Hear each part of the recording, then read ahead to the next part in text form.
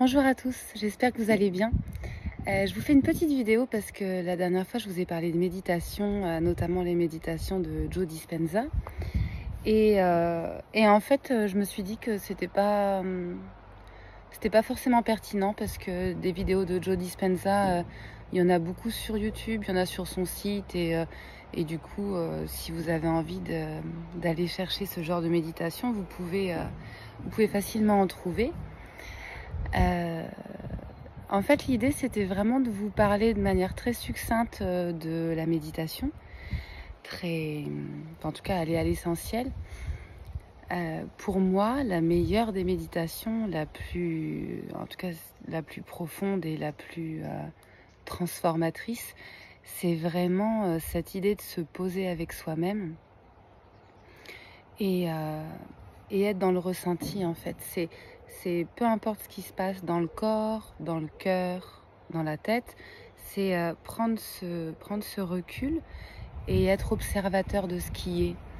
Et en fait, pour ça, c'est pas compliqué, il n'y a rien de plus simple. Il n'y a pas de règles, il n'y a pas de position à tenir, il n'y a pas de moment de la journée à respecter.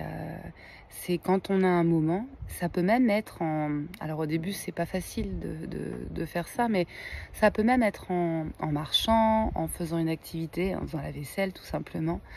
Mais pour atteindre cet état d'être en faisant quelque chose, ça demande peut-être déjà d'avoir ressenti ce que c'était, d'avoir été chercher cet état de conscience dont je vous parle. Et l'idée, c'est de prendre un petit peu de temps quand vous en avez, mais c'est pas forcément, il n'y a pas besoin d'une heure, hein, je vous parle de 10 minutes, un quart d'heure. Pour ceux qui ont peur de s'endormir, vous mettez une minuterie ou un réveil pour être sûr de ne pas dépasser. Et c'est dès que vous pouvez dans la journée, juste prendre ce temps et fermer les yeux, c'est plus facile. La main sur le cœur ou pas, en fait, chacun fait comme il le sent. Et c'est d'observer ce qui est. Vous allez voir qu'au début, il peut y avoir plein de pensées qui vous traversent. Vous pouvez penser à tout, en fait, au travail, à la famille, aux enfants, aux soucis que vous avez. Et c'est pas grave, en fait. C'est pas grave. Vous avez juste pris ce rendez-vous avec vous-même et c'est déjà très bien. Et vous allez voir qu'au fur et à mesure, alors pareil, il peut y avoir des émotions, il peut y avoir des choses donc au niveau émotionnel, mais au fur et à mesure que vous allez pratiquer, vous allez atteindre cette espèce de... Il n'y a pas vraiment de mots, mais cet état de paix intérieure où on a l'impression que... Comment dire qu'il n'y a rien de plus haut, en fait, rien de plus grand, que... Ouais, je sais pas comment expliquer. C'est vraiment un état de conscience où la paix est vraiment profonde et on le ressent dans tout son être. Alors une bonne image, c'est celle de la mer. Et la mer, elle peut être agitée en surface. Et donc là, voilà, c'est tout ce qui va être psycho-émotionnel chez l'humain. Et en fait, quand on est en méditation, c'est comme si on allait chercher ce qu'il y a au fond de l'océan. Voyez, je sais pas si, voilà, pour ceux d'entre vous qui ont déjà fait de la plongée, ça peut être très agité au-dessus. Par contre, en fait, dès qu'on va dans les profondeurs de l'océan, de la mer, eh ben, c'est la même chose avec les états de conscience. Dès qu'on va en profondeur, il y a quelque chose de très doux et très apaisé qui émerge. Et en fait, j'en parle, mais le mieux, c'est l'expérimenter. Donc, quand vous avez un peu de temps, posez-vous et allez à l'intérieur, allez au plus profond de vous, allez dans le ressenti, dans le corps, dans le cœur, dans le mental. Portez votre attention à l'intérieur.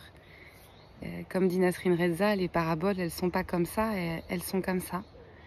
Et vous allez voir, laissez-vous surprendre par l'expérience. Et en plus de ça, moi je vous parle de mon expérience, mais il n'y a pas qu'un chemin, donc chacun va vivre ça différemment. Et ça change des méditations guidées parce que, je suis désolée, je ferme les yeux, mais il y a beaucoup de soleil. Les méditations guidées, en fait, c'est très chouette, je trouve, pour se relaxer, pour relaxer le mental, enfin, voilà, pour éviter que le mental rumine les différentes problématiques qu'on traverse en ce moment. Mais le mental reste très actif. Voyez, le mental, il est attentif à la guidance, en fait, à la personne qui nous guide dans cette méditation. Ce qui est déjà une très chouette première étape. Parce que du coup, on apprend vraiment à se poser intérieurement. Mais, de mon point de vue, en tout cas, ça n'engage que moi.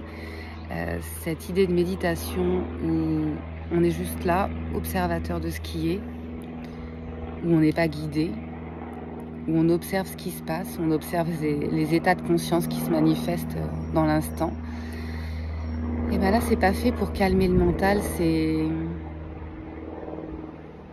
évidemment, le mental se calme, mais ce que je veux dire, c'est qu'avec une méditation guidée, on occupe le mental à des choses belles et douces, mais on continue d'occuper le mental. Alors que quand on est dans une méditation, entre guillemets, libre et non conduite, et ben le mental, justement, il apprend à laisser place à cette observation et à cette présence qui est au-delà de tout, en fait. Voilà, je ne sais pas si c'était très clair. Si ça l'est, tant mieux.